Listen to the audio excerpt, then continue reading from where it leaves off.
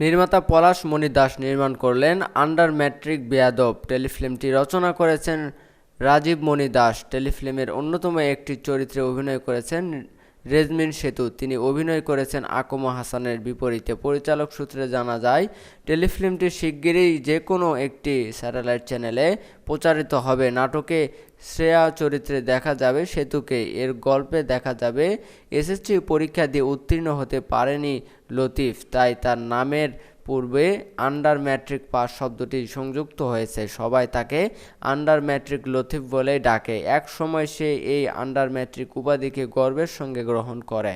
তবে লতিফের কথাবার্তা, আচার আচরণ, চলাফেরা দেখলে যে কেউ মনে করবে সে একজন জ্ঞানী ব্যক্তি। শ্রেয়ার বাবার সঙ্গে ভালো সম্পর্ক বজায় রাখার চেষ্টা করে লতিফ। শ্রেয়া ও লতিফের মায়ের সঙ্গে সুন্দর আচরণ দিয়ে কনভিন্স করার চেষ্টায় থাকে, কিন্তু বাদ সাধে যখন শ্রেয়ার বাবা সামাদ সাহেবের সঙ্গে লতিফের মা সাইদা বেগমের সাপ নেউলের সম্পর্ক তৈরি হয়, এক একজন যেন তেলে বাগুনে জ্বলে ওঠে। উভয়ের মধ্যে তিক্ততার আগুন চরমে উঠে এবং একজন অন্যজনকে দেখে নেওয়ার হুমকি দেয়। এভাবেই এগিয়ে যায় গল্প। রেজমিন সেতু বলেন, বেশ কমেডি রোমান্টিক টেলিফিল্ম এটি। আমার চরিত্রটিও চমৎকার। আশা করছি দর্শক উপভোগ করবেন টেলিফিল্মটি।